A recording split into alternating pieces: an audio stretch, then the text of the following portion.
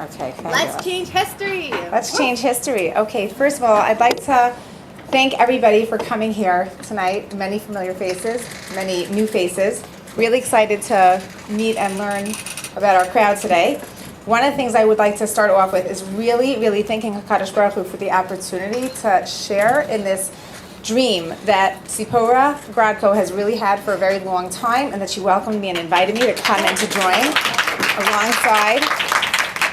Tzipora is really on a mission for self-expression, self-understanding, and self-acclimation in the field of shidduchim for singles, as well as an understanding with Shadchanim. My favorite part when Tzipora called me and she said, "Do you think we could work together and let's do?" And I'm like, the Leora and Tzipora show. This is going to be so much fun. It's going to be the single and the shadchan, and we're going to be able to get different perspectives and really understand that this isn't about what I think, and this isn't about what you think, and this isn't about what he thinks or what she thinks. Everyone has different ideas and ideologies, and many times we get very caught up with our own ideas or ideologies. But at the same time, we need to have more of an understanding of other people in order to be really wise. When it says Ezehu Chacham Halomeid Mikal Adam in Pirkei Avos, one of the things that we're focusing on is how can I be a person who really understands others? Halomeid Mikal Adam. I learn from their good. I learn from the things that work. I learn from the things that don't work. There's a lot of differences in this world. There's 12 shvatim, right? Or I think Dr. David Lieberman is Baskin Robbins has, 32 flavors, There's different strokes and different folks for everybody. And I think it's super important that at this time, when we could really work together and grow together as a team and as a unit, that hopefully by the time in the next 60 minutes, we will have a wealth of information that will really help us develop ourselves. We're going to practice neuroplasticity, which is really cool. We're going to take our brains and we're going to stretch the ability to understand things outside of our typical comfort and what we're used to, and to understand new concepts and new ideas in a very happy, healthy, safe environment. If anyone has any questions, we're going to have questions at the end, okay? But we welcome you to have questions. We welcome you to be team players, because it says alone I am one, but together we are better. And I really do feel that we have a wonderful opportunity here to begin starting a trend of a stronger understanding about Shadchanim, having a better understanding about who they work with, and also Tzipora is going to be giving over that understanding. This speech has been given over specifically for Shadchanim, people in training for shidduchim. If you are single, please know that you are the best ones out there, because you are the ones on the dating field. You're dating people, you're getting the resumes, you're communicating with them, and you're engaging with them for hours upon hours. So you are a big part of this as well. And many times people go out, it's not for me, I think it's for my friend. So I think this is a great opportunity. To talk a little bit about Tzipora. Tzipora, she's going to turn more red, watch this. Okay. Tzipora is a columnist writer for the Jewish Home and Five Towns Jewish Times. She's the first single to ever display her name publicly in the history of the Navigator column, stating a pseudonym promotes further insecurity and the belief that we can't speak our minds. She has initiated singles networking events with guys and girls, giving talks on how to maximize your life regardless of your single status, and is a caring, passionate girl who simply wants to make a difference in the field of shidduchim.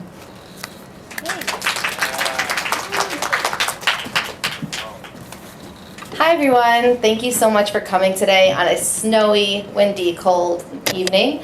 I am so grateful for everyone that's here, everyone that's attending on Zoom. Since I last checked, I think there were around 51 people, so this is really important. And everyone that's here tonight, you're part of this mission of creating change.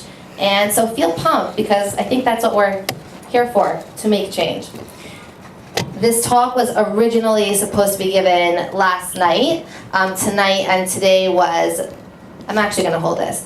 My dad's yahrzeit, and this talk is L'zecher Nishmas, my dad, Avram Yosef Ben Shraga Feivel, who was someone that was never afraid to speak the truth, especially when others wouldn't. He was a man that chased MS, and I think that if he was here tonight, he'd be in the front row, right there, my biggest supporter, and this talk is L'Zecher Nishmas, his neshama. It's also L'Zecher Nishmas Chaim Yaakov Ben Shmuel, who is a very special neshama that spread a lot of light to many. His family should have a tremendous amount of comfort and strength. So, I'd like to respectfully invite everyone sitting here, those listening on Zoom, to consider that tonight might completely revolutionize the way you see shidduchim. To remind you that I've been endorsed by the Rabbanim of Or Chaim, and that my words are not simply my opinion, but rather a voice for many who wish they had the courage to speak out. Typically, people are more comfortable sharing about their pain after they've overcome victory. A successful entrepreneur will give his famous TED Talk after he's climbed his ladder of success.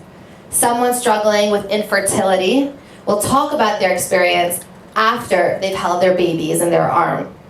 A recovering addict might give a motivational speech after he's had a year of abstinence. This isn't that case. This isn't one of those examples. Because in this case, I won't wait till I'm comfortable with a husband by my side to endorse what I believe in, to share what I think is most important. I can't have another friend crying, calling me to say that they've been hurt through the dating process and not actually by the date. That their dignity was compromised by someone telling them, by someone well-intending, who quite frankly, didn't seem well. To feel the pain from so many singles who believe that they're defined by their single status and not their stature. It ends tonight. I'm really grateful and amazed by everyone that came again today. I know I'm in a room with well-intended people and those watching on Zoom. And I thank you for all the amazing work that you've done, that you try to do, and that you continue to do. If you're already sensitive to these topics that I'm going to discuss, then hopefully my words will just be a routine review, old news, something that's background music to the life that you already live. Respectfully, if you start to feel frustrated or defensive, then this speech is probably for you. So with humility, I'd like to welcome everyone to consider a whole new perspective on how to revolutionize the shidduch system. Have you ever asked yourself, why am I a shadchan? Are you bored and think it's a great way to use your time? Do you enjoy hak, as they call it, which last I checked pretty much translates as lashon hara and gossip, but okay. Do you appreciate people or the social aspect and truly just want to try to do good while feeling good? Or do you want to change lives knowing that you can make a difference? I know there's a lot of people like that here tonight and on Zoom. Your motive will directly impact the way you practice as a shadchan, an active shadchan, and an aspiring shadchan. And yes, you are officially a practitioner. And so ultimately, I believe that every person sitting here tonight would say, yes, I'm on board. I want to make a difference. I want to change lives. That's why I'm here tonight. Is the hak enticing? Maybe. Was I bored? Possibly. But the underlying theme is I want to do good. And that's our innate nature. We want to do good. And so what if I told you that you can change lives regardless if your shidduch gets married? Regardless. Independent. Whether it's a success or not, you can already change lives. This leads me to my first point, which is redefining what is a successful shidduch. Does it mean they agreed to go out? Does it mean that they're going out seriously? Does it mean that they got engaged? Does it mean that they got married? No. Redefining what a successful shidduch is. A successful shidduch means that both parties walked away feeling self-respect, dignity, and having a positive experience. That's a successful shidduch. Start tallying how many of those you have, because people are very quick to take credit and not as much to take responsibility. So if a match leads to a marriage and everyone is singing your praises, and wow, does it feel really good to have people singing your praises. But if someone got hurt in the process, then suddenly it had nothing to do with you. You just gave the suggestion. You told her you don't really know anything about him. But yet, if they get married, I had the idea. I spoke about it with my friends. Tons of credit, but so little responsibility. And so you can't take credit without giving up responsibility, because your words are so powerful. And you're like a surgeon that can either heal or destroy. You have someone vulnerable on the operating table saying, this is what I need. I'm showing up. I'm waiting for you to help me.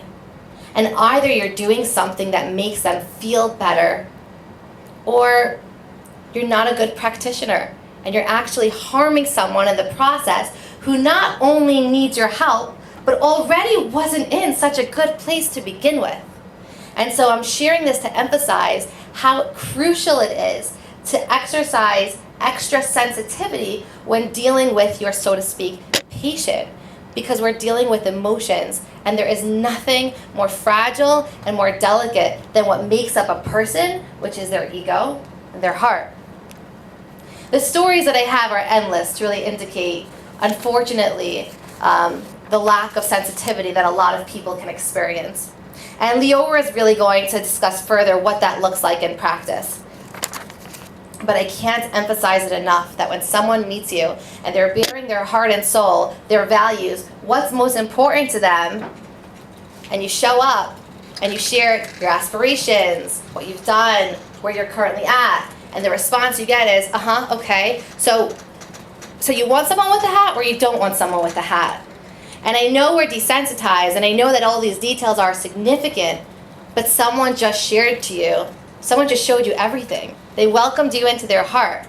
And so let's take a step back from the practitioner that gets desensitized because he's practiced so many different kinds of surgery, and he's even experienced such loss to the point where it doesn't really matter anymore. Let's take a step back, and when someone says, hi, I'm showing up to you with my clear empty bags, this is uncomfortable, and I'm telling you everything that I am. I'm sharing what's most important to me. Before you ask your further details, let's just take a step back and say, wow, it is such a pleasure to meet you. Let's compliment them with words of reassurance, with words of hope, with words that indicate, I am a humble messenger. I don't know if I'll have the opportunity to successfully set you up, but whoever ends up with you, wow, they're going to be a lucky guy. Imagine what that would feel like if you were interviewing for a job and you felt more than anything in the world that this is what you needed to move forward, and you didn't have the money you needed to provide you with the sustenance that again, like everybody seems to have but you. And you show up to that interview and you work so hard and you dress to impress, and the person looks through your papers, you've practiced, you've said this multiple times in your head, and they just say to you, well, you know, I don't really know if this is the right fit for you. I don't really know if I'm going to have the right guy for you. You know, what you're looking for, it's kind of unique. I don't really work with people like you. Ugh. Versus someone saying, wow, you seem like such an incredible person. I'm so glad that we connected. I don't know if I can help, but it was such a pleasure to meet you. You walk away feeling hope. And I'll tell you a secret that to someone single, it's no secret to me, but maybe to others it is. It is so hard to have hope when you continue to work and do everything in your power to get something that still seems to fall through your hands. And so if you're in a position where you're meeting with vulnerable people and you want to make a difference, and it doesn't start when they get married, and you can provide them with hope, that's a successful match. That's something you want to tally. Which leads me to my next topic, which is the shidduch crisis. Do you know what crisis means? Crisis means instability and danger. Crisis actually indicates that something is out of control. Let me ask you a question. How come no one says there's a cancer crisis, there's a yasom crisis, or even an infertility crisis? You don't see that in the mishpacha necessarily. You don't see that on WhatsApp chats. How come? I believe it's because people think, well, there's nothing that we can do about that. I mean, it's science, it's completely out of our control. Yet, when it comes to dating, we assume that we have control. We assume that there's an issue and we're the ones that are going to fix it. And yes, we can make an effort and we should make an effort to contribute to a need that we see. That's why we're all here. We all need each other. But we can never forget that God is running the show. And so the same God that is allowing a certain amount of people to be single is the same God that's enabling your heart to beat every single second.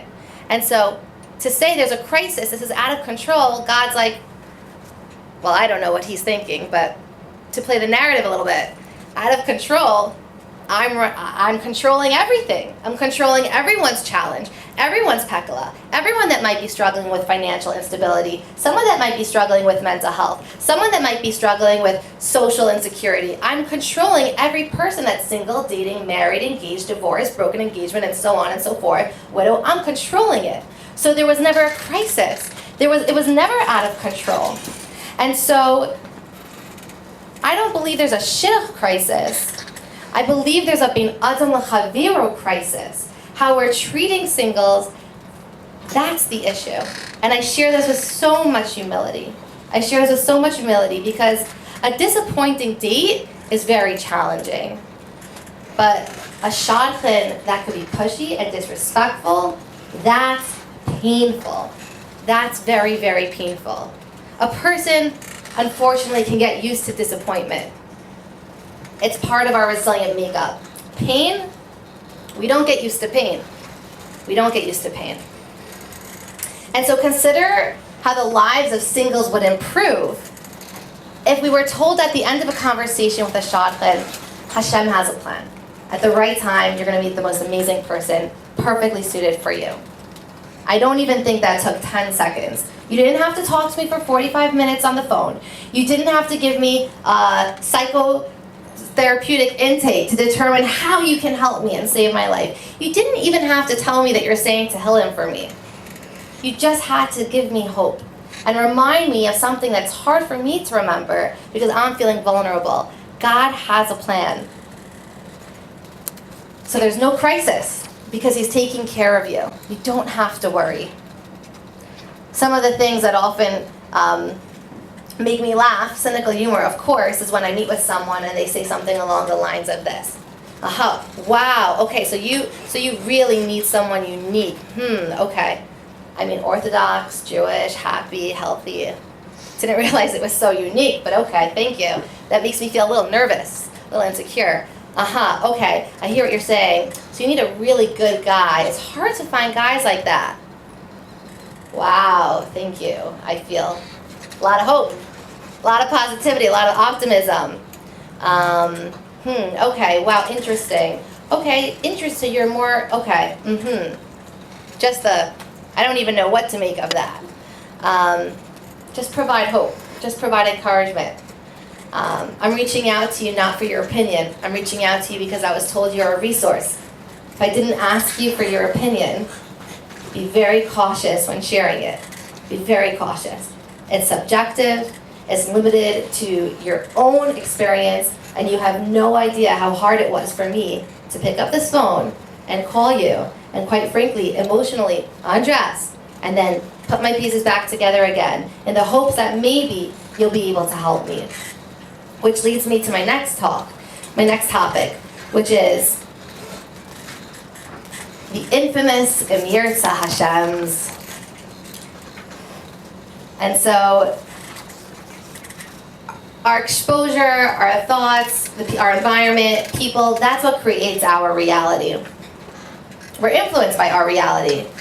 So, picture how a single must feel if everywhere they go, they're reminded of the one part of their reality that they actually prefer not to think about all the time, especially at an opportunity where they should have easier access towards a happy occasion.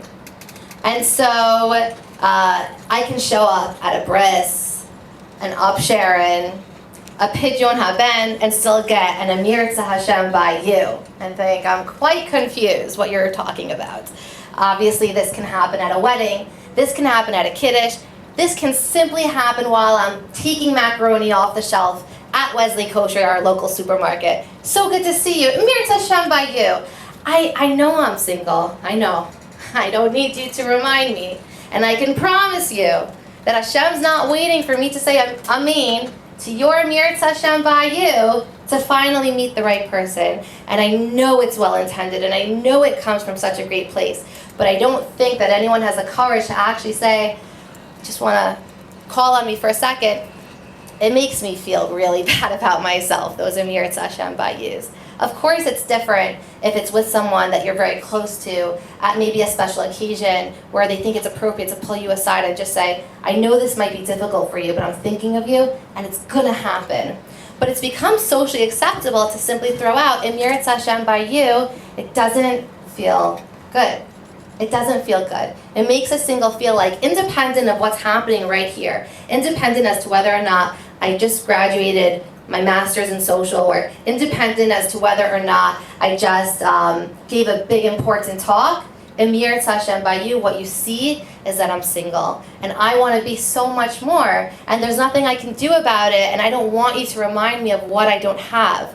So respectfully, I encourage everyone to take a little step back from the Amir Hashem by yous, because I think it makes you feel warm and fuzzy. It makes you feel like you're doing something, and that's why I say it's so well intended. But the people receiving it, you think you're sending sparkles, it comes into my face like dust.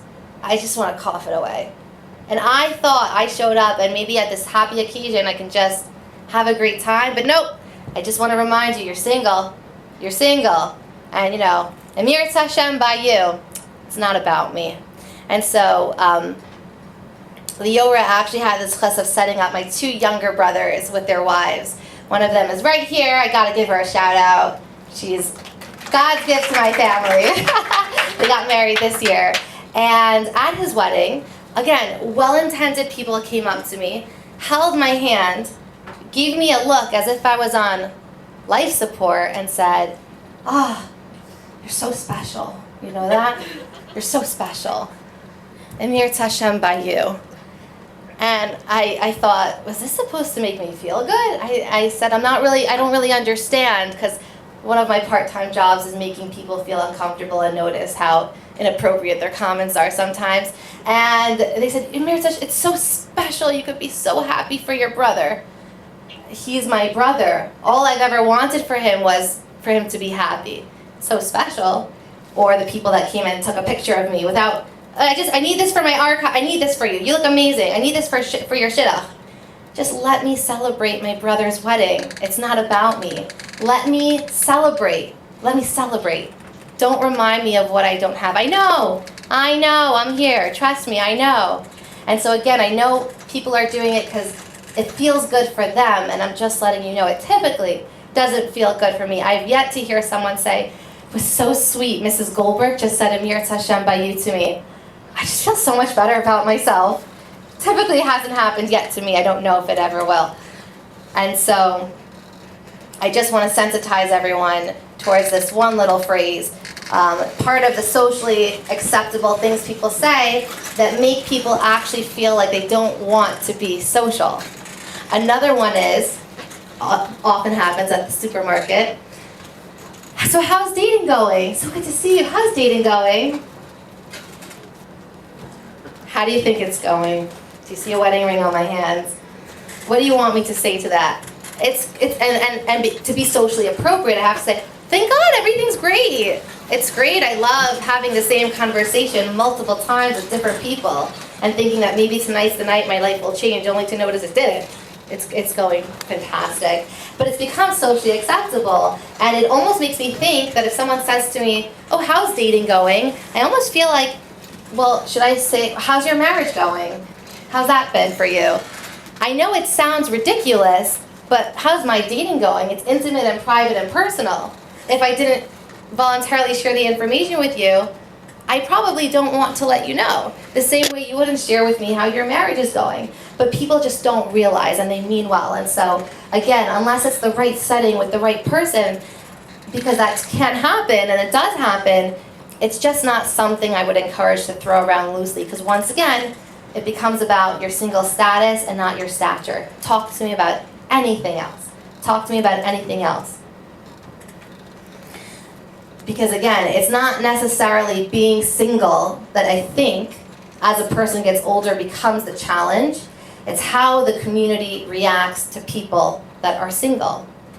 And it's a scary thought, because it means that we have a lot of responsibility, and we have a lot of fixing up to do. If we want to change this shidduch crisis, again, reframing from taking people that are single to get married, because this is out of control, it's in God's hands, it's always been in His control, to let's help people feel happier, healthier, and more wholesome, and welcome, and this is what we need to do.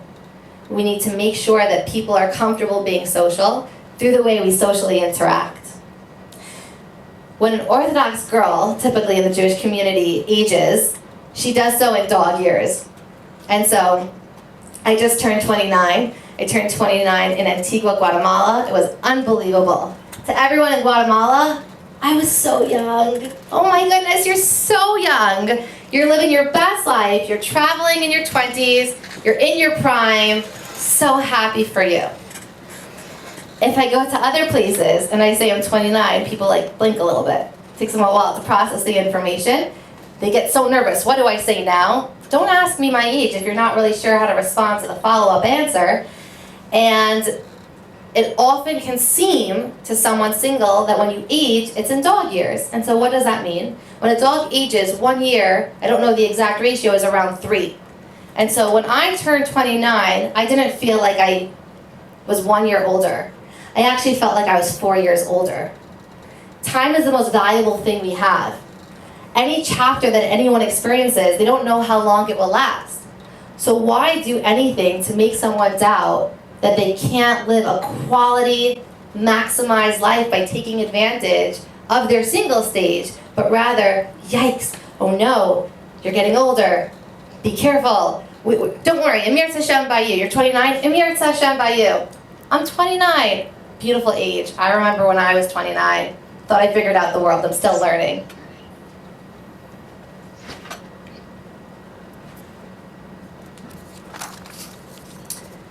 And so if you're hearing all of this and you're thinking, whoa, this is very new. I'm not really sure what to do about this information.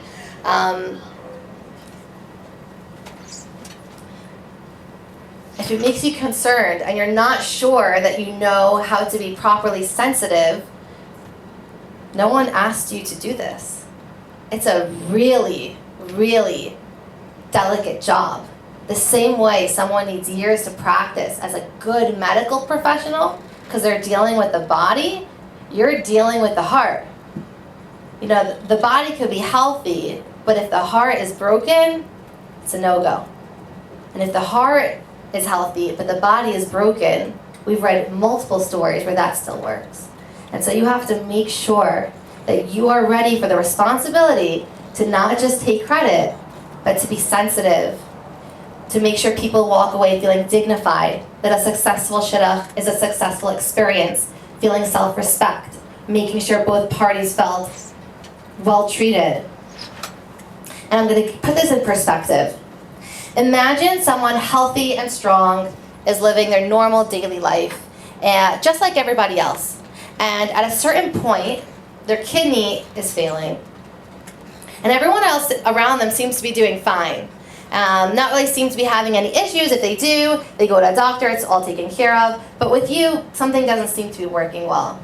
And so, independent of your job, of your family, of your friends, everything that you do is much more difficult because you're uncomfortable, you're in pain.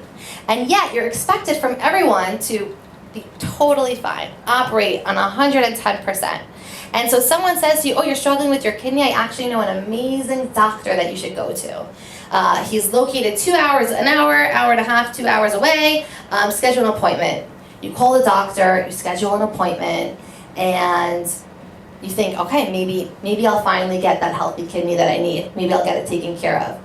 And you clear your schedule for the next day. You make sure the night before to eat well. You make sure that anything that needs to be done is already taken care of. You wake up early, you dress appropriately, you gather all your paperwork, and you head to the doctor. You show up, feel pretty good about it, you're staying hopeful. You get to the doctor and you sit down, and he says, how can I help you? And you say, well, I'm here for you to help me with my kidney. And he says, your kidney? I focus in cosmetology. I'm a cosmetic surgeon. Why are you here? And you say, well, someone told me you're a doctor. And he said, correct. I'm a cosmetic surgeon, surgical doctor. And you're so discouraged and you're so disappointed because all of this effort was in vain. And this could have been prevented. How often does someone think, oh, I have an idea, let me just quickly forward it to her. It might be, you never know, you never know. I hear you never know, and what comes to my mind sometimes is, it's really inconvenient to stop what I'm doing, to do the research needed, to determine whether or not this is actually a good fit for this person. I don't really want to take responsibility, just want to take credit. Let me just forward it. And so, this has happened to me. I've received the resume, and I've reviewed it, and it clearly states on the resume a huge no-no that I've clearly stated doesn't work for me. And I'll say to this person, did you notice, I'll give an example, let's say he has alopecia. Did you notice it says he has alopecia? I specifically told you I don't want to go out with someone that has alopecia. And the person responds, okay, no problem. It actually is a problem because I got excited and now I'm disappointed. And now I actually feel a little disrespected. And this could have all been prevented if you took the time to just review what you sent me. Oh, it's actually not a good idea for her. Are there going to be multiple times where this happens and you could not prevent it? Absolutely. But what I want to emphasize is you can't stop trying because you're dealing with someone's feelings, and that becomes your responsibility. The same works in regards to being pushy. Someone might say, well, this is a sales game. I highly disagree. Have you ever had a salesman try to sell you something, and then you bought it, and you really didn't want to? You don't feel so great about yourself. The same works in regards to people. You don't need to sell me something. If you're selling me something, to me that indicates that you don't trust my judgment. You think I need it more than I think I need it. If you don't think I have good judgment, then why do you think I'm ready to get married? This is a very common issue that happens where people feel like they're getting pushed, and then they feel disrespected, and then it seems like the shadchan should sponsor their next therapy session. This could all be prevented. So to review, a successful shidduch means both parties are walking away feeling self-respect and dignity. That's what a successful shidduch is. Start tallying those. Doesn't mean they got married. Quite frankly, the outcome has nothing to do with you. You're the shaliach. I manage a job placement organization, and I always tell my candidates, I can't guarantee if the job is going to work. That has nothing to do with me. That's part of God's plan. What I can guarantee is I will exercise unconditional attention, be extremely, extremely diligent, and work very hard to give you the support you need. That's in my control. That's in your control. If you can do that, you have just made a successful shidduch. If I hang up the phone and before I hang up I say, wow, thank you for giving me hope, tally that down. There isn't a shidduch crisis. Crisis indicates something is out of control. God is controlling everything. There's a ben adam lechaviru crisis, how people are getting treated. It's not your forte. You're not emotional. You don't know how to be sensitive. This isn't your field. It's okay. There's tons of other hobbies that you can do. There's tons of, oh, but I want to help. You can daven. I don't have to know you're davening for me because that makes you feel good. You can just have me in mind and not tell me. You can tell me at my wedding that you davened for me. That brings tears to my eyes. You can invite me over for dinner. That makes me feel wanted. You can invite me over for Shabbos, which often is such a hard decision every week for someone that's single. You can even take a mitzvah on that I don't even know about if you want to feel like you're making a difference. Build with your words. Change someone's life before their date. Instill hope in them that maybe they can't get themselves. Ask people about their days, not about their dates. Don't make them feel like all you see is their single status and not their stature. Don't assume you could take credit without taking responsibility. And realize that if you want to make a difference and you want to change the world and you want to change the way things are done, humble yourself to ask, how can I change someone's life with my words? I don't have to worry as to whether or not I'll be successful if they get married, if they don't. You're successful if you've changed someone's life and they hang up the phone and they feel better. You have the hope. People are coming to you not for success, for hope. And you can guarantee that hope regardless of the outcome. It's just your choice to decide if that's something you choose to do. Thank you so much. Thanks for listening.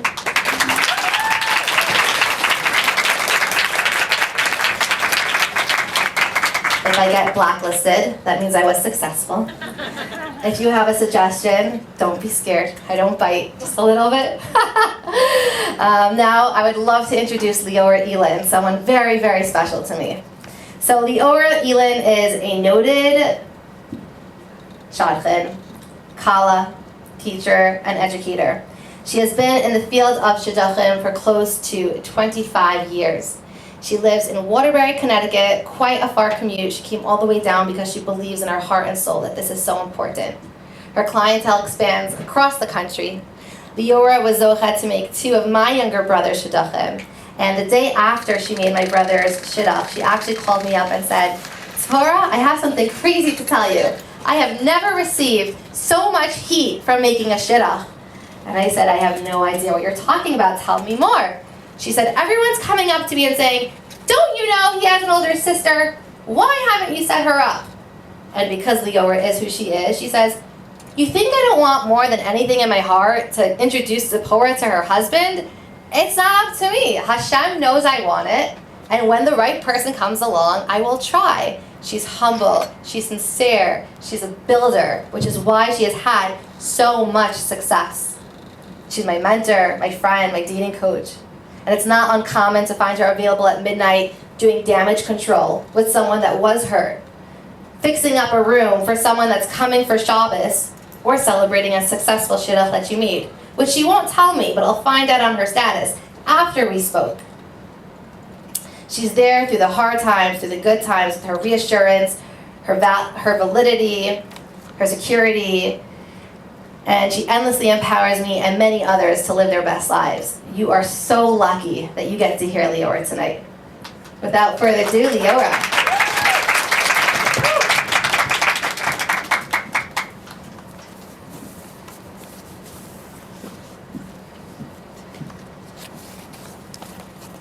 Take my first page. I'm sure you could all agree with me. I could listen to Tzipora for hours and hours and hours and hours. Such wisdom. I'm so lucky to have a friend like Tzipora.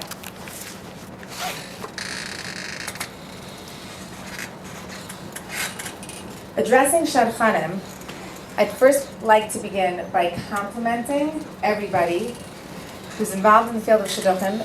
You're busy, you have families, you have children, you have grandchildren, you have jobs, not one, maybe 2.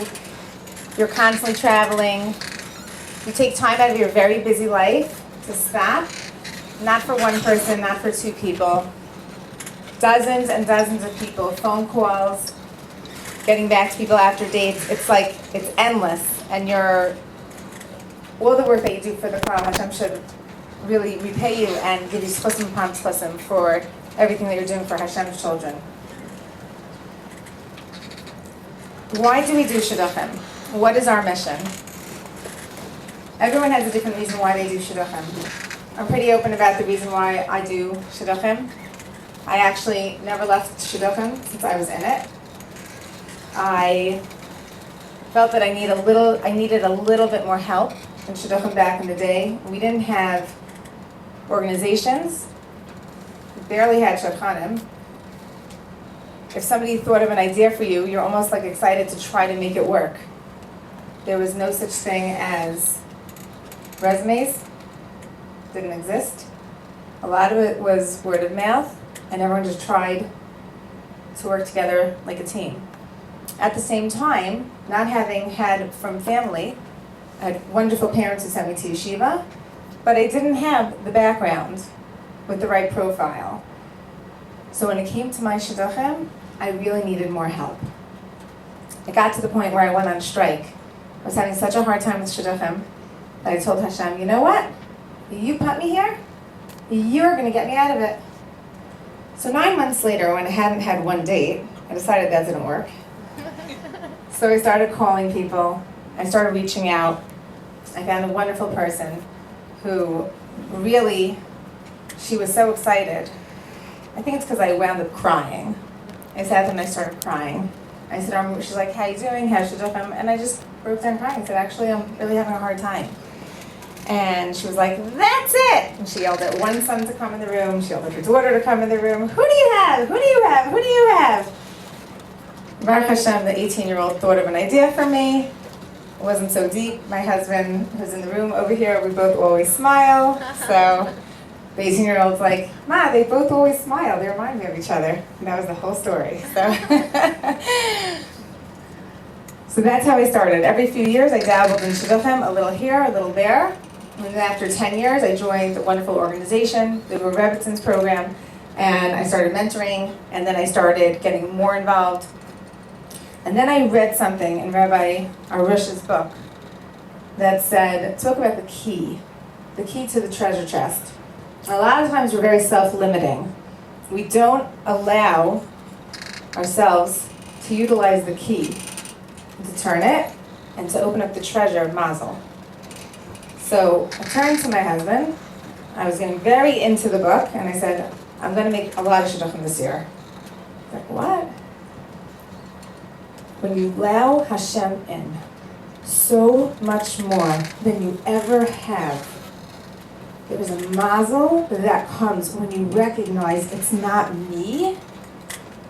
I just have a key, and if I turn that key, what's going to come out, all the gems and the diamonds and the sparkly, glistening treasures are going to come out because I'm utilizing what Hashem gave me, and it's Hashem who's doing it.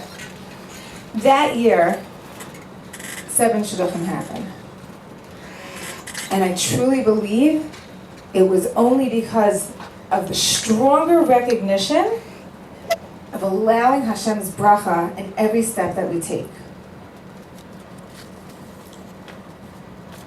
The reason why we do shidduchim as shadchanim is because we want to really imitate Hashem.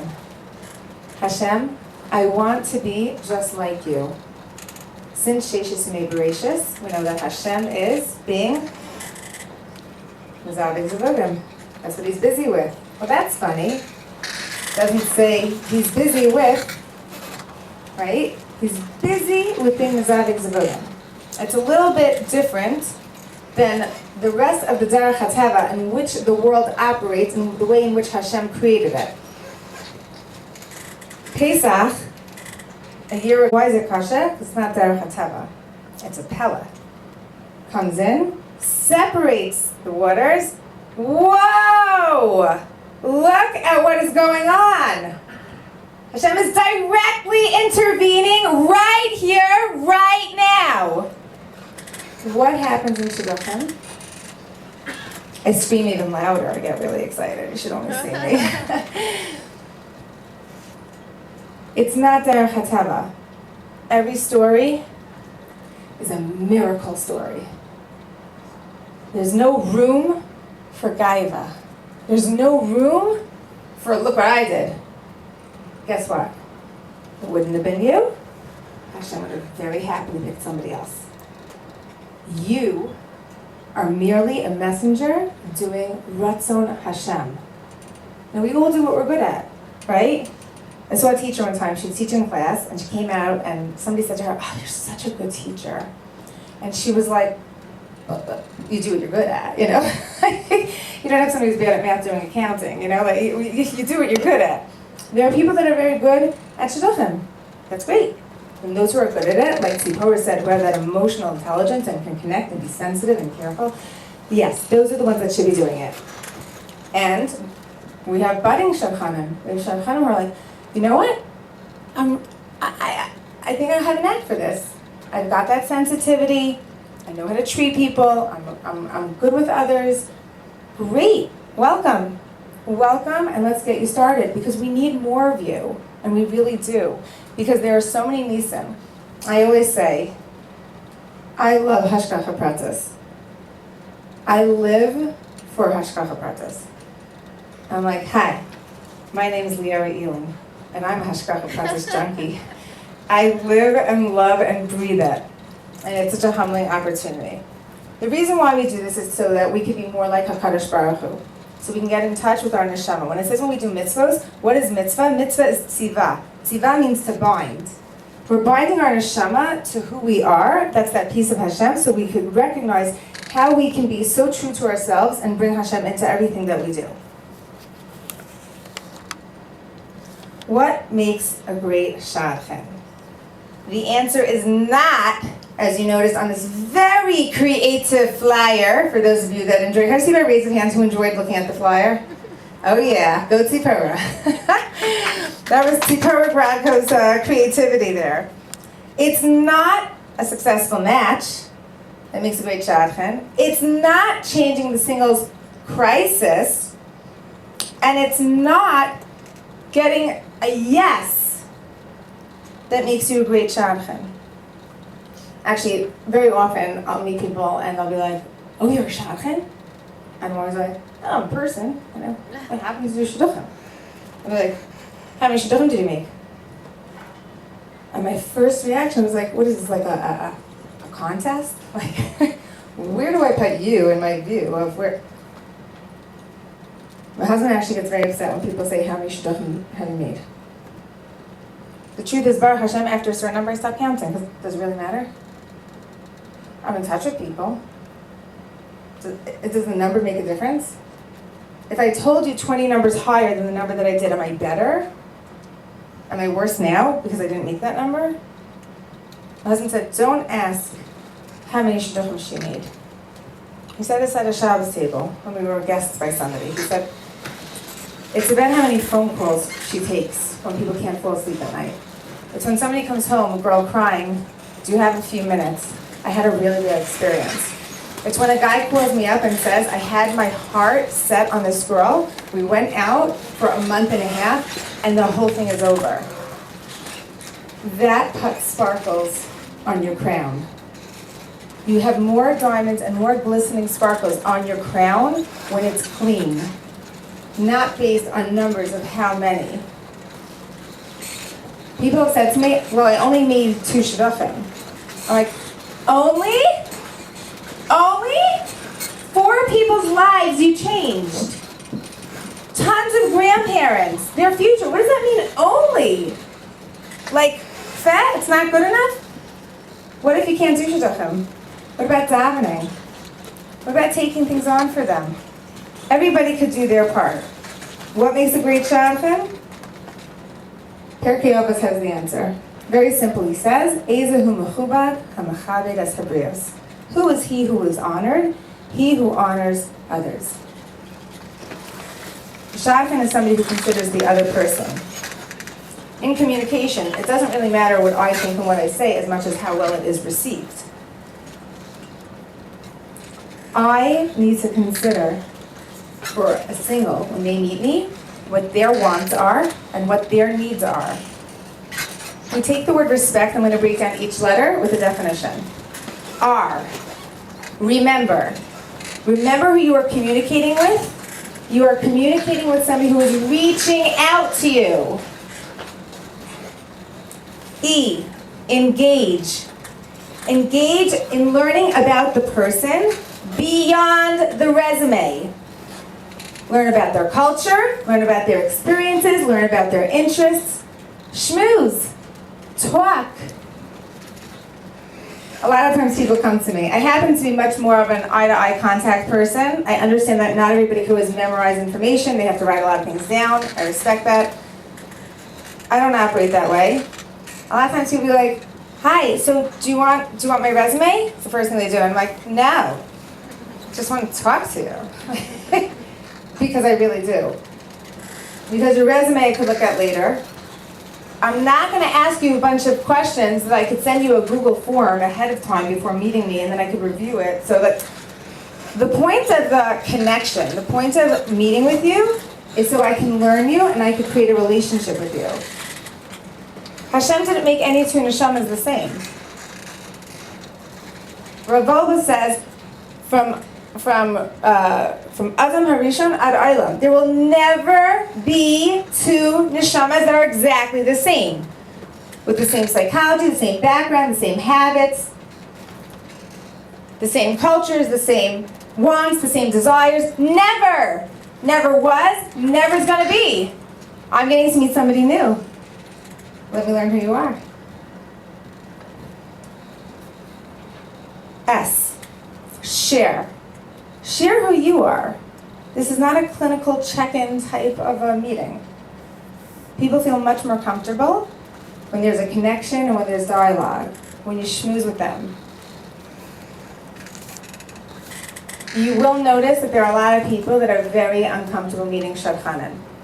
You will also know there are a lot of people that are very uncomfortable meeting certain shadchanim. Please make yourself a vessel that gives off the vibe of warmth, welcoming, because at the end of the day, you're going home to your family, and they're still very badly waiting for one of those phone calls from one of you. You have nothing to be as vulnerable about.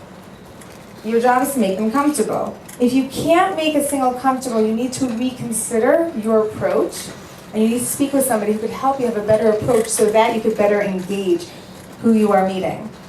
I'm very open. Sometimes people will come to me and they'll be like, this is a very common one. So so my parents are divorced. I'm like, cool, mine too. They're like, oh yeah? Yeah. Oh, okay, I feel a lot better. I'm so happy I could tell you that. If you have something that you could connect with, don't taboo it. Unfortunately, with resumes, which is the world that we live in today, I'm going to go back to the olden days. There's some things from the olden days that were a lot of fun and very good, so this is like one of them. You know, in the olden days, we didn't have as many boxes. You know what I'm talking about by boxes? You fit into this box, Shivish, you know, modern Yeshivish, Modocs, I don't know, they have all these like new words. I don't know, I just found out that you can't say, do you watch movies? It's called shows. I don't know, like there's always like new, when I was growing up we used to say, oh, do you want somebody in Kollel? No one says it anymore, right? Do you want somebody? Learning, right. So a lot of changes since the olden days. But it does happen to be that some of the nice old things is that we didn't have boxes.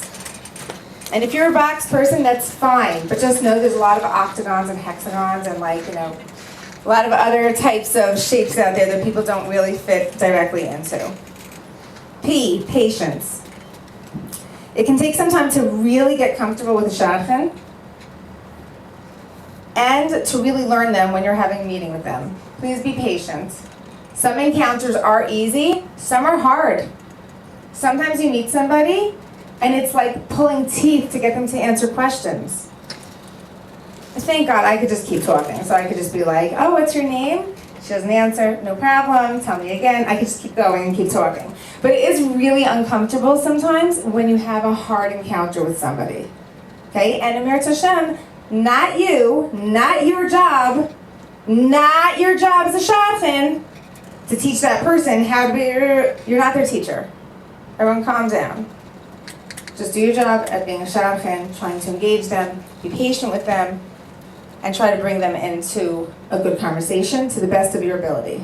Some encounters will be great, you'll make the best friend out of it. Some encounters will just be regular, and some of them will be a little uncomfortable. It's part of it. E, expect a different answer. You might have a great idea, and like it hits you, and you're like, oh my gosh, this is so good. I really want you to go with this person. You must go with this person. I'm telling you all about them, give them all the information you send to them, and they look at it and go, no.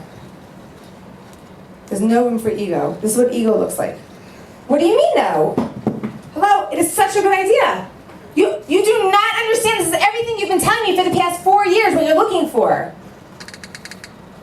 The single who's looking at this is thinking, I definitely never said that for the past 4 years. And the fact that you believe that that's what I want, that's also a problem. And the fact that you're not trusting me to make my own decision for who I will like or won't like, or who I want to continue seeing once we're dating, or I don't want to continue seeing, is also not fair. Don't expect anything. You know, I've been in education for over 20 years. And one of the things that we do as educators is we really try to build our students to know how to take the information that we give them and utilize it for themselves. Master teachers will build independent thinkers. When people say, so you're a shadchan, a dating coach, a college teacher, what else do you do? I'm like, oh, there's a whole list. No, I'm kidding. I'm not. But I do say to them, I'm an educator. That's what I am. My goal is to build individuals to be able to self-acclimate, have self-accountability, and to feel really secure with their choices. If you want to be a master shadchan, please build your singles and empower them so they could feel good when they say yes and they could feel good when they say no. If you have that relationship with them, they will reach out to you if you are that safe person for them when they say, I need to clear my head, I can't tell if I'm making the right decision or not.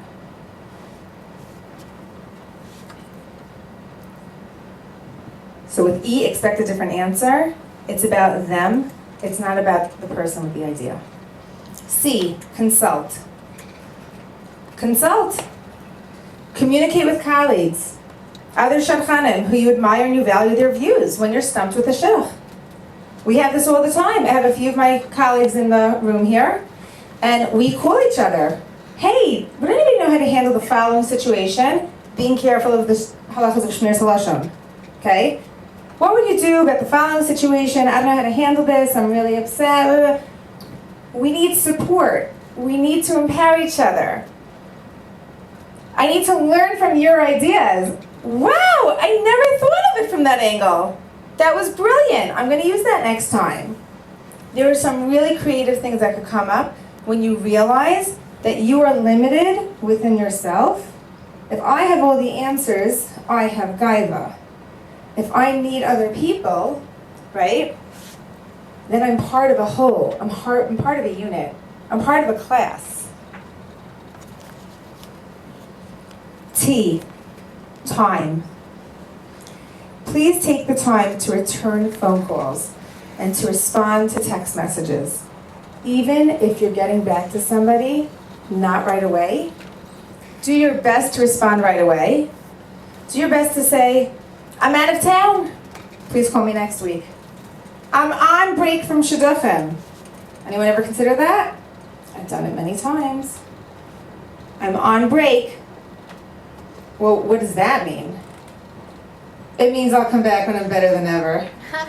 But right now, there are other reasons why I'm not available.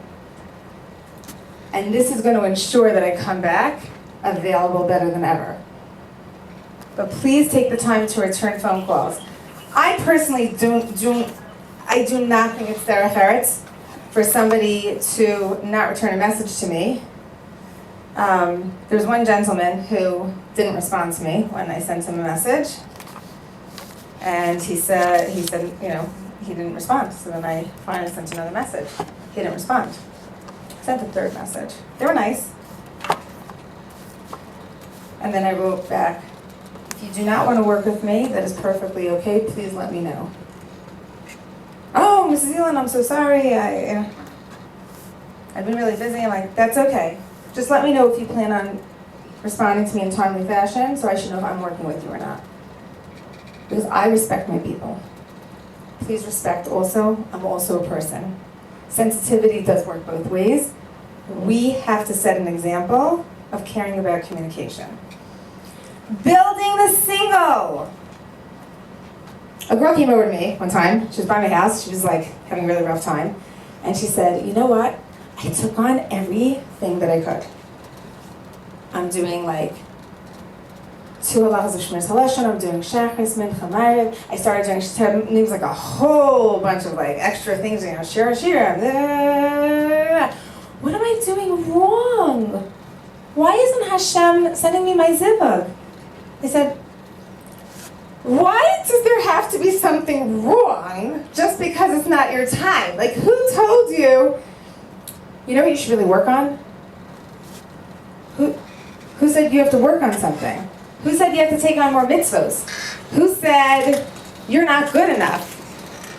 Let me explain something. In business, if somebody's doing something wrong, you tell them, okay? If I'm running a company and we have bad, we've got bad numbers coming in, or the manager is really nasty, and they need to be told, hey, you can't speak to people that way, right? Or you're always late, right? That's one thing, right? My friend Varda Berkovitz from Passaic, a wealth of information, I consult with her all the time. She's like, this is not a business. These are people's lives.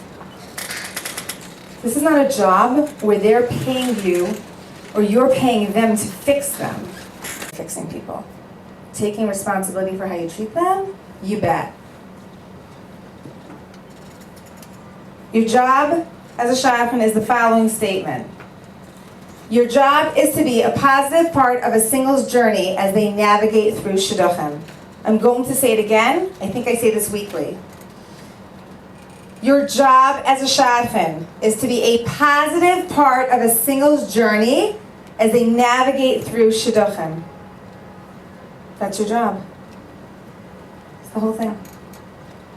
Be a positive part. How to be positive? Don't give mussar. Love them. Embrace them. Don't judge them. Understand them. Be there for them. Invite them. Just be a positive part of the journey. Because I have a little secret for you. Their journey comes to an end. And they move on to the next stage. And what's their memory of you? And what did they think? And what was their experience of you? Were you their champion shadchan? I want to be a champion shadchan. I daven to Hashem every single day. I shouldn't hurt anybody's feelings by accident. I shouldn't say the wrong thing.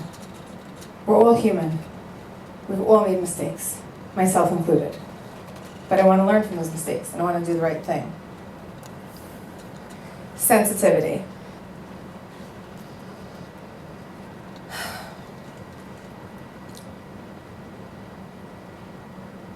I'm so happy that Tzipora let everybody here see what it looks like and what it feels like when you create a vulnerability that is not necessary. There was a natural vulnerability, and I don't know why some people look at people as single, okay? I don't look at people as single. I look at them as a person, who they are. You should know a lot of them, the top CEO of the company, they're staying over in the hospital doing chesed overnight, right? They're the favorite aunt. Hashem loves them. Need I say more? Or the favorite uncle, They're awesome. And there's a wedding date for them. And Hashem has it picked out. And they're walking down the aisle, and they have children.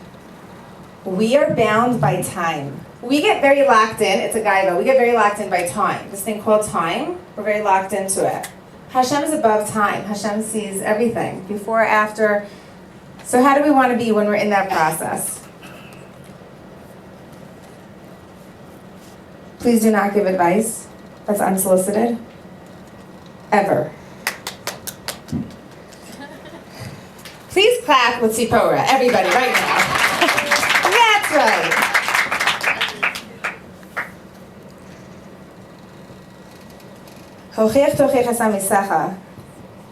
There's halachas to it. Not only do I need to feel that I love you in order to give you musar, you need to feel that I love you in order to give you musar. And musar is not to be given in a way in which it cannot be received. And I will tell you that I have countless amount of people who have called up, guys and girls who have called up and said, can you be really honest with me? I need to talk something out with you.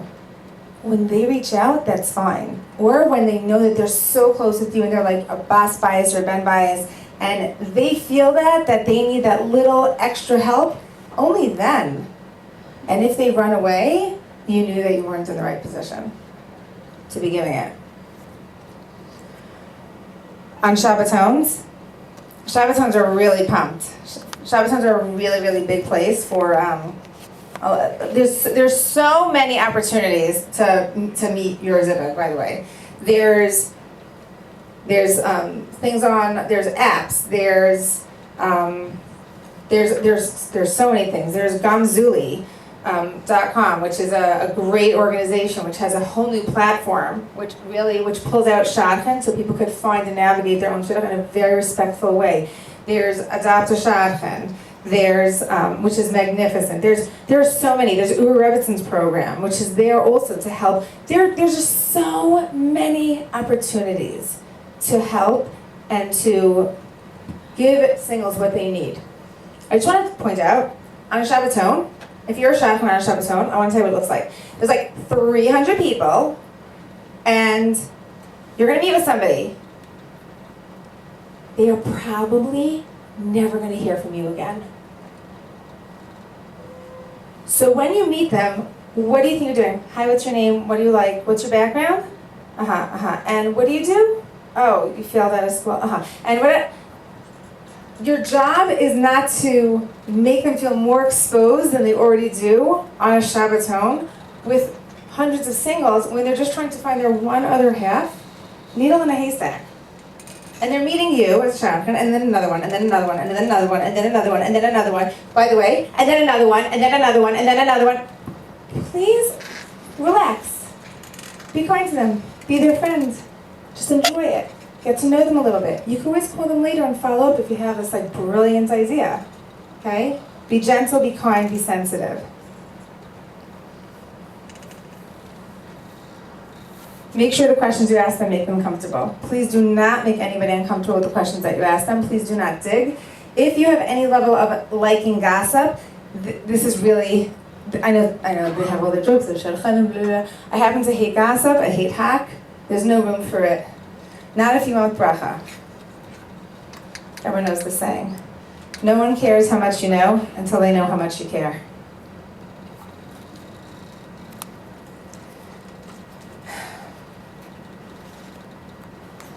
If a single reaches out to you and they say, hi, do you have anyone?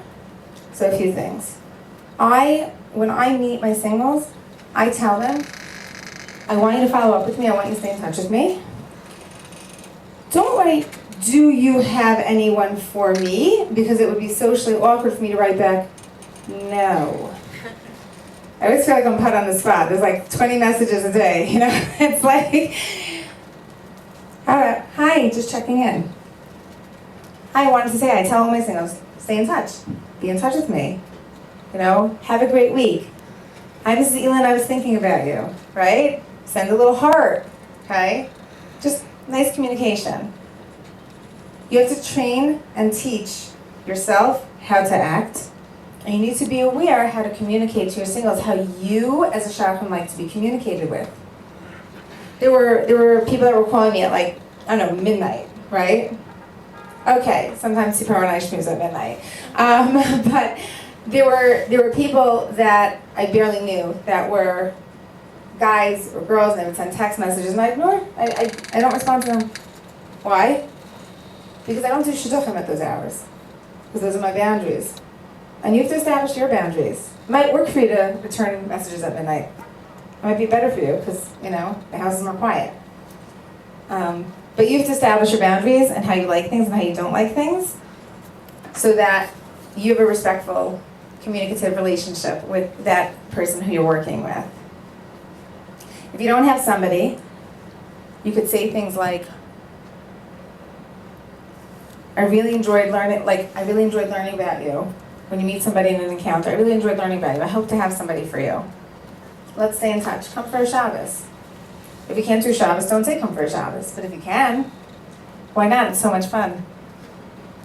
We have Shabbatones in my house all the time. We have girl Shabbatones, guy Shabbatones. Sometimes people call Miss Elin, we're passing through the area, can we come? Yeah, some people actually come to this place called the Waterbury, Connecticut. It is a real place. It's in the tri-state area. Tri means 3. New York, New Jersey, Connecticut. That's right. Oh yeah, everyone's like, yeah, I live in the tri-state area, New York, New Jersey. I'm like, tripod, tricycle, tri means 3. Okay, triangle, all right. False hope doesn't work, but caring does. Humility. I just heard, we had a men's Shabbaton almost a month ago in my house, and Rabbi Gigi from Waterbury, Connecticut, we're gonna keep stressing Waterbury, Connecticut, so you will get really familiar with Waterbury, Connecticut, okay? And Rabbi Gigi gave an example to understand what gaiva is and what humility is. So he said, imagine there's a light shining down, and you're standing there. There's a distortion of what you are with this thing casting out called a shadow. The further I get away from the light, the larger the shadow appears. But we know that the shadow is nothing real. The closer one gets to the light, HaKadosh Baruch Hu, the shadow is gone. There's no shadow because it's not about me. It's about being by the light. It's about HaKadosh Baruch Hu. If we allow ourselves to act merely as being under the light of Hashem, there will be no shadow. Remember, the further you get from that light, the larger the shadow. The further you are away from emes. But if you take emes with you, it's not about me. It's about Hashem. A girl called me one time and she said, I need to speak to a dating coach. I said, okay, what's going on? So I went out with this guy, okay, and I don't know what to do. Okay, what's going on? I went out with him 5 times. Wow, do you like him? No. Oh, you don't like him? No. Did you like him after the first date? No. Second? No. Third? No. Fourth? No. Fifth? Well, I'm calling you. It sounds like you don't like him. I don't. So what's the problem? I'm scared to say no. Oh, why are you scared to say no? Because I'm scared the shadchan won't set me up again. I said, let's go through some things. So I sort of she checked in with me. I made sure that there was, she didn't have any roadblocks. She wasn't scared to move forward. It just was, there was no connection, no relationship. How many times do you want to give it a try? And she said to me, what should I do? I said, well, why don't you call the shadchan back and be like, hi, I don't really want to go out again. She said, well, I did that 4 times. And, well, if there was nothing wrong, there's no reason to go out again. By the way, that's a big discussion for later. If there's nothing wrong, you go out again. And what if you don't like him, but there's nothing wrong? Like, so you go out again anyway? Do you marry somebody you don't like also?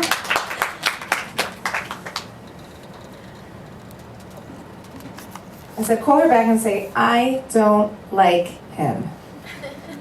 I can't do that. Why not? Because you're scared? That's an unhealthy relationship. Nobody should ever be in an unhealthy relationship. Shadchanim should not be in relationships with singles who abuse them. And singles should not be in a relationship with shadchanim who abuse them. No one is ever allowed to abuse anybody. End of story. We all have to be nice. Nice, good people with good midos. Everyone always has to be nice to everyone. It's very simple. Okay? If anyone's ever in a relationship as a shadchan that they feel that the single is not nice or nasty, I had a girl who got very angry at me one time. I had to postpone my meeting with her because I had an emergency that was time sensitive with a different shidduch, and the parents just got to Israel and they were waiting 12 hours to speak to me, and they were falling on their faces, and it was a disaster. So I told this one girl that I have to push her off the meeting. Is that okay? She's like, you pushing off the meeting? Aha. Says everything okay? No, it's fine. It's fine. I'll see if I'm available later. Okay. I called her back an hour later. Thank you so much for being so flexible. And you know, this isn't the first time it's happened to me. You know, it's happened to me multiple times. I said, I'm so sorry. You seem really upset. She's like, well, I am really upset. And she was really nasty to me. And in my earlier years, I would feel hurt and I would be like, well, I don't know what to tell you. I'm really sorry, but I don't think this is going to work. And I would hang up in my earlier years. This time, I was like, I realized right away, there's something wrong. There's something wrong. And she wound up opening up to me afterward, and she started crying. She told me about times where she drove in from her city, in her state, all the way to another city and state, where a shadchan will call her in the middle and be like, sorry, I have to cancel, after she was 2 hours in, driving in. So that triggered her when I said to her, I have to postpone my meeting. She apologized, and she calmed down. To me, the whole point is like, I just want her to feel safe. You know why? It's not about making her shidduch. It's about being a good person as she navigates on her journey of shidduchim. If you want like all the like glory and the wow, you made the shidduch, that's so exciting. I'm always like, no, we need to move on to the next person. We don't even have time. Like we gotta go. Is it a wonderful feeling? It's a wonderful feeling because it's a bracha from Hashem. It's Hashem giving you a kiss and saying, I love you, and I'm going to make you feel like you're part of my process. And that I love. That's the high, not the attention. Totally not.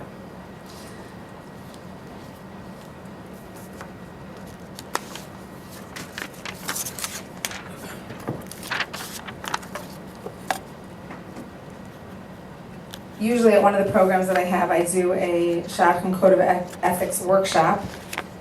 It really goes into a lot of detail about how to treat a single with full respect, how to respect a single's background and sensitivities, how to have safe boundaries for yourself, how to have guidelines for communication, being careful of the laws of shmiras halashon.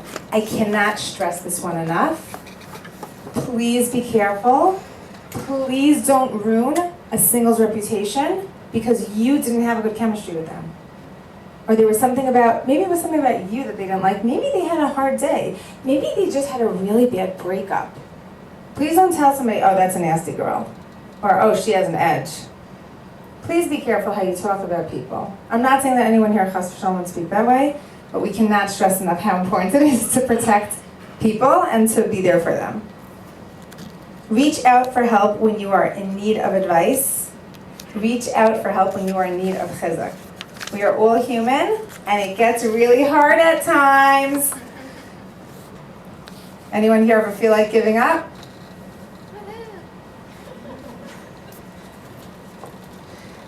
I always say I want to make sweatshirts that say, I suffer from a condition. It's called being human. I think they'll sell. Please respect other shadchanim and their ideas, even if you would never come up with their idea. Please don't say, what? Why would you think of that idea? That's so weird. I don't think you should go out with that guy. I don't think you should go out with that girl. I totally don't see it. That's great. Hello, Mr. Gaiva. I don't see it. I don't really care if you don't see it. I do see it. It doesn't really matter if you see. Hashem didn't make you see it. Hashem can make somebody else see it. I always laugh when a shidduch goes through and people say, how on earth did you put those two together? How? I'm like, well, obviously Hashem put it in my head, right? And sometimes I see people, I'm like, wow, how did they come up with that one? It's exciting, it's fun. It's always easy when they look alike. You're like, yeah, I could have done that. Looks exactly the same. I would like to close with a statement. Before I close with the statement, I want to thank everybody here. I could feel it in the vibe of the room, and the soft smiles, and the happiness, and the energy. I really feel that Tzipora and I have spoken so many times through the years, and this has always been a dream of hers, to bring a realness to light, really like in the case of her father, who stood up for emes. I learned a lot about her father through her brothers and through her. And he stood up for what had to be said. And if you think about it, everything that we said tonight was so practical. Sometimes, like when you're like, where are my glasses, where are my glasses? Oh, they're on my head. Or like, where's my cell phone? It's in my hand. Of course, mine's in the refrigerator, because, everyone has their strengths and weaknesses in this world. That was great. I took it out and it's like, cannot function right now. It needs to get to room temperature, whatever. I didn't even know they could do that. But I want to thank everybody here for this amazing event, and I hope that we could be in touch or anyone has any questions. I'm going to read a letter. I was on vacation, and I saw a lady with children who when you look at somebody and like you're in like a different community and you sort of go like this, you look at them and you're like, because they looked at you, so you just keep going, like as if, you didn't see them, and then you're like, I know the person from somewhere, but I can't remember where. I'm going to stare at her again right now, but hopefully she's not looking.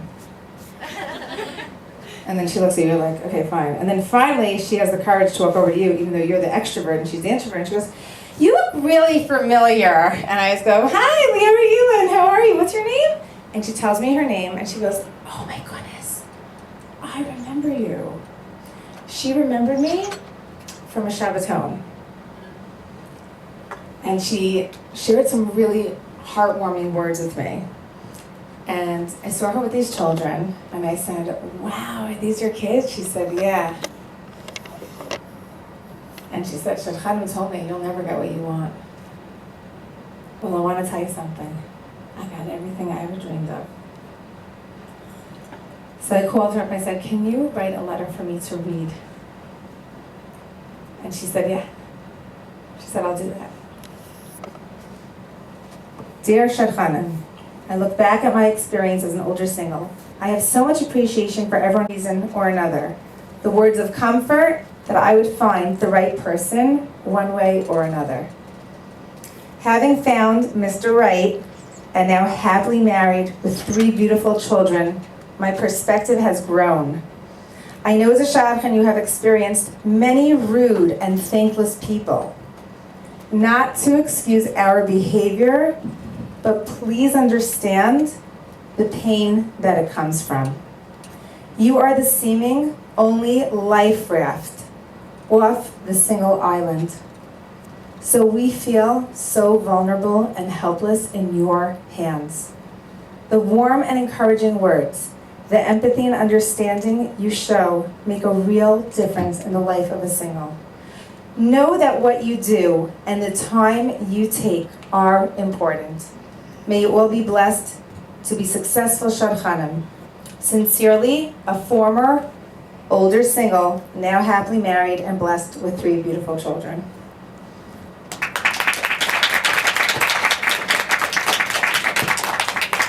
If anybody has any questions publicly, we could take them. If anyone has any questions privately, we could do that. Yes, what's your name? Hi, I'm Hannah. Hi. I have a question. You just have a statement for me, so I just wanted to say that you were incredible, and I feel like this should be like just get it out there as much as possible, because I think everything you said is so important and so true, and like you said, so basic.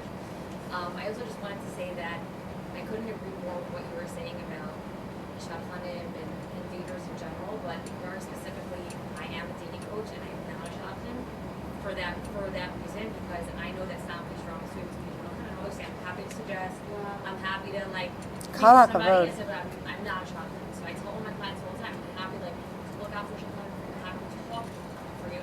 I think it's so important also to have that connection and that relationship between shadchanim and dating coaches. Yes. I think that you can, there are many people that can do both, but just because you're a shadchan doesn't automatically make you a dating coach. And just know your strengths, know what you're good at, and network and work together. I think that that's so incredible. Yes, I love what you're saying. It happens to be that I have a good friend who is a dating coach, and there are certain cases that come to me, and I'm very aware that they're very extreme. And they're not for me, like people who like a 20-year age difference, not like it's just not for me. I pass it over to her. And even things that are a little lighter, I pass over to her. Another thing, I love that you said what Hannah said was that she knows her strengths. We know what we're good at, we know what we're not good at. And that's really good. Because we should only do what we're good at, and we should network, and building a network is also very important. And I'll introduce you to a few ladies here that are Shadchanim, that also, so that we have that network, because we do need good dating coaches out there. But it is really important to know what you can do and what you can't do. Also, Shadchanim are not therapists. So unless you have a degree in mental health counseling, which Tzipora does, then please do not give therapy to singles. Please do not decide that you know what they have to do, and please be very careful. We don't have that clinical training. We can only do what we're good at. So, yeah. Anybody else have any statements or questions? Okay. I just wanted to also say thank you. Thank you, Leora. That's fantastic. Okay. So thank you so much for coming. I do want to respond to Hannah. This is actually being filmed, and Lisa Elephant agreed that everyone in her Adopt the Shadchan database has to watch this film and sign a document indicating that they watched it in order to be accepted into the database. She also supports what we're doing, and everyone that's here now has become a part of the mission. So I'm really grateful and excited for those listening, for those that are attending, because we need to change the world, and every person can have an endless ripple effect of change, and you're now part of the mission. So I'm so happy to have you on board. Thank you so much for coming. Thank you for humbly coming with humility, and have a wonderful night. Thank you. Okay.